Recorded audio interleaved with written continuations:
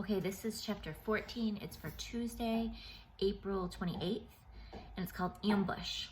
Jimmy Graybeaver, Dr. Nelson's missing assistant, didn't show up the next day. Dr. Nelson contacted everybody who could think of who might have been able to see, who might have seen Jimmy, but there was no response. Nobody had seen him for weeks.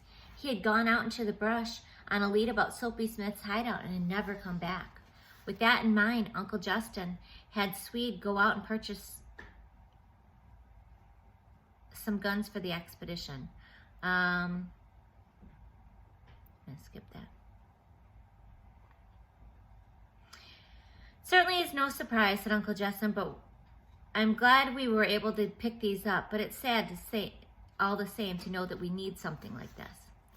Well, the gents laying for this expedition won't settle for negotiating, Swede said. I think we all realize that. We do. Let's get loaded up, Dr. Nelson said. It was the first time I had heard Swede say anything that wasn't agreeable. I glanced at Scruggs. His face looked thoughtful, as though he also had sensed a bit of tension between Swede and the other two men. Must be hard on Swede sometimes, Scruggs mumbled, knowing that he's working with two men who believe so much in Christianity. Must make him feel awkward at times. Since joining Uncle Justin again, the whole expedition had eaten meals together, and each night at supper, Uncle Justin read a chapter from the scripture in his low, pleasant voice. I had seen from Squeed's reaction that he was used to it. It must have been Uncle Justin's habit to do it at home, too, even when he had company. Doc and Uncle Justin had gotten the needed parts for Oscar, and the machine was safely sealed up in the trunk. We loaded up bedrolls, tents, dehydrated rations, first aid supplies, guns, and equipment into the truck. Swede volunteered to take the truck while the rest of us took the Jeep, but Uncle Justin didn't think it was a good idea. You're the best man with a gun, Swede. You ought to ride shotgun in the Jeep. Let Doc Nelson drive the truck. I can shoot, Scruggs said, at least a little. How about if I ride shotgun? That might be the best idea, Uncle Justin agreed. So Swede and Uncle Justin climbed into the front of the Jeep, and I climbed into the back with some of the bedrolls. Scruggs and Doc Nelson got in the truck. We'll go up to the Carmax by White Horse Highway, Uncle Justin shouted over the whine of the Jeep as it pulled out and the truck followed. It'll take us a few hours to get there. From Carmax, we'll cut into the bush. Won't be far from there until we're in the approximate area of Smith's old cabin, somewhere in the Salmon Range, probably near the river. It was a cool day. Traveling in the open Jeep, I was glad I had my jacket. It seemed odd to think at this point I was closer to the Arctic Ocean than I was to home, although I was pretty far from either place. The ride up to Carmax was peaceful. By this time, I was getting used to the high and beautiful mountains, and I was glad to just be huddled down among the soft bedrolls in the back and doze while the Jeep rumbled into the high country. Around noontime, Swede passed a thermos, bottle of coffee, and some sandwiches. We wouldn't stop to eat until we had pitched a temporary camp. Instead of driving right into town, Uncle Justin pulled the Jeep onto a dusty public road that quickly became less and less easy to ride on. Whew, Swede said. Something needs more padding, either me or the seat. Sorry, Uncle Justin told him. You knew the job was dangerous when you took it, Swede. The big man glanced at me. Hey, don't lie there a-dozing. This is the prettiest country you'll ever see. I sat up and glanced around. The narrow road, which had turned into a double-rutted trail, lay like a snake along the side of the mountain. Below us, a gorge dropped down so deep that I couldn't even guess how far it was to the land below. The majesty of those mountains came back and covered me like a blanket again. Pretty soon we'll have to go in and make camp, Swede advised. See the river, Jack? And he pointed out over the drop to the distant ribbon of blue water that glimmered in the late afternoon sun. There's an old prospector's trail somewhere ahead, marked by a blasted oak.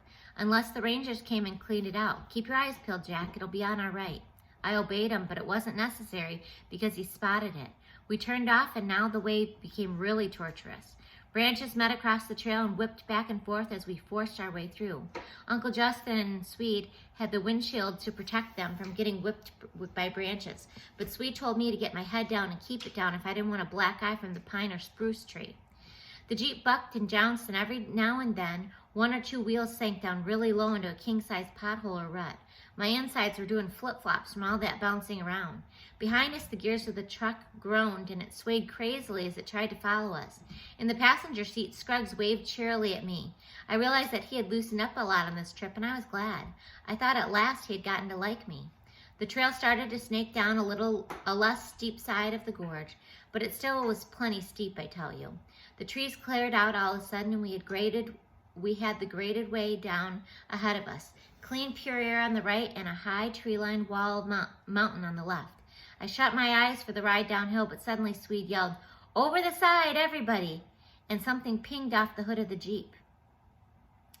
We all leaped over the right side of the Jeep onto the narrow curb of the road that had a huge drop right at our feet. The truck slammed on its brakes and the two inside had vaulted out like us. Both Scruggs and Doc Nelson, armed with rifles, were shooting into the trees, but they were shooting blind and still had to keep their heads down. Nobody had to tell me we were sitting ducks out there in the open. The bullets kept coming at us, just designed to keep our heads down. I wondered why until all of a sudden a volley of ammo sang into the canvas-covered side of the truck. You could tell from the sound that the bullets were big enough caliber to pierce the metal. Suddenly the shooting stopped and everything was quiet. We all stayed still and waited. "The equipment?" Uncle Justin asked. "If those gents up there are gone, we've got to get out of here too," the Swede told him. "Check the equipment later under suitable cover." "But maybe they did all this to ruin the equipment," I blurted. "Maybe, but we won't get anywhere running into the open to check it."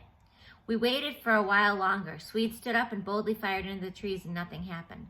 "I'm going to scout around," he called to Doc Nelson and Scruggs. "Keep me covered until I get into the trees." They nodded.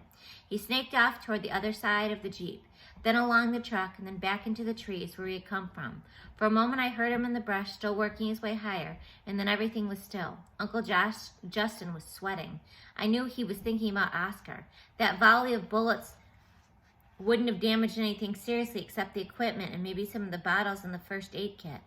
About a half hour later, Swede came back down. "They're gone. Let's get out of here," he said. They made their way to the covered cab with Scruggs and Doc Nelson, and we started down that awesome drop into the gorge. We'll make the code word for today Coke Zero, my favorite. All right, talk to you later.